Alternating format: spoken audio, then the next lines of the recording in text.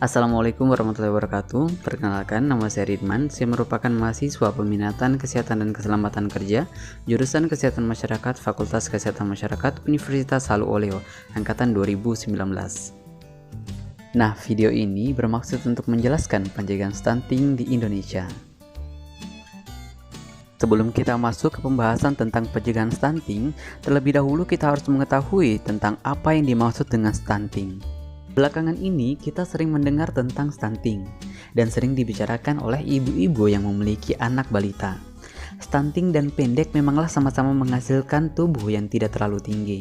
Namun stunting dan pendek adalah kondisi yang berbeda, sehingga membutuhkan penanganan yang tidak sama. Apa yang dimaksud dengan stunting? Stunting adalah kondisi gagal tumbuh pada anak balita, yaitu bayi di bawah usia 5 tahun akibat dari kekurangan gizi kronis sehingga anak terlalu pendek untuk usianya. Kekurangan gizi terjadi sejak bayi dalam kandungan pada masa awal setelah bayi lahir, akan tetapi kondisi stunting baru nampak setelah bayi berusia 2 tahun. Stunting pada anak memang harus menjadi perhatian dan diwaspadai. Kondisi ini dapat menandakan bahwa nutrisi anak tidak terpenuhi dengan baik. Jika dibiarkan tanpa penanganan, stunting bisa menimbulkan dampak jangka panjang kepada anak.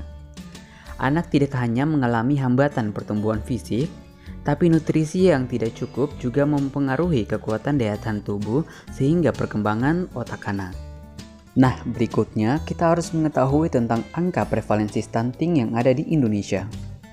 Dilansir dari kompas.com, Wakil Presiden Republik Indonesia Ma'ruf Amin menargetkan angka prevalensi stunting di Indonesia pada tahun 2022 dapat turun minimal 3% dibandingkan dengan tahun 2021 yang berada di angka 24,4%. Namun, Ma'ruf Amin juga mengingatkan tugas pemerintah masih cukup berat karena target prevalensi stunting 14% yang harus dicapai pada tahun 2024. Oleh karena itu, ia berpesan agar alokasi anggaran penurunan stunting pada anggaran tahun ini melalui APBN, APBD maupun APB Desa harus dioptimalkan.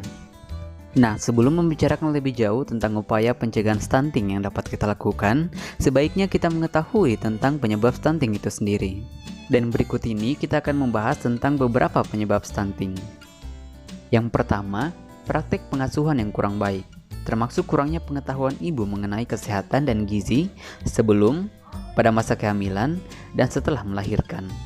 Yang kedua, masih terbatasnya layanan kesehatan, termaksud pelayanan kesehatan ibu selama masa kehamilan, postnatal care atau pelayanan setelah melahirkan, dan pembelajaran dini yang berkualitas. Untuk yang ketiga, masih kurangnya akses rumah tangga atau keluarga pada makanan yang bergizi. Dan untuk yang terakhir, kurangnya akses ke air bersih dan sanitasi. Nah, berikutnya kita akan membahas tentang pencegahan stunting yang dapat dilakukan. Yang pertama, memenuhi kebutuhan gizi sejak hamil. Tindakan yang relatif ampuh dilakukan untuk mencegah stunting pada anak adalah selalu memenuhi kebutuhan gizi sejak masa kehamilan. Ibu yang sedang mengandung agar selalu mengonsumsi makanan yang sehat dan bergizi maupun suplemen atas anjuran dokter. Selain itu, perempuan yang sedang menjalani proses kehamilan juga sebaiknya rutin memeriksakan kesehatan kehamilannya ke dokter maupun bidan. Kedua, pemberian ASI eksklusif sampai bayi berusia 6 bulan. ASI berpotensi mengurangi peluang stunting pada anak, berkat kandungan gizi, mikro maupun makro. Oleh karena itu, ibu disarankan untuk tetap memberikan ASI eksklusif selama 6 bulan kepada anaknya. Nah, yang ketiga, terus memantau tumbuh kembang anak. Orang tua perlu terus memantau tumbuh kembang anak mereka, terutama tinggi dan berat badan anak. Seorang anak harus dibawa secara berkala ke posyandu maupun klinik khusus anak. Dengan begitu, akan lebih mudah bagi seorang ibu untuk mengetahui gejala awal, gangguan, dan penanganannya. Nah, yang terakhir, selalu menjaga kebersihan lingkungan. Seperti yang kita ketahui, anak-anak sangat rentan akan serangan penyakit, termasuk diare terutama di lingkungan sekitar yang kotor. Nah, faktor ini secara tidak langsung dapat meningkatkan peluang stunting pada anak. Nah, itulah tadi pembahasan tentang upaya pencegahan stunting yang dapat kita lakukan. Mari memulai gaya hidup sehat dan tetap pantau tumbuh kembang anak, agar anak terbebas dari stunting.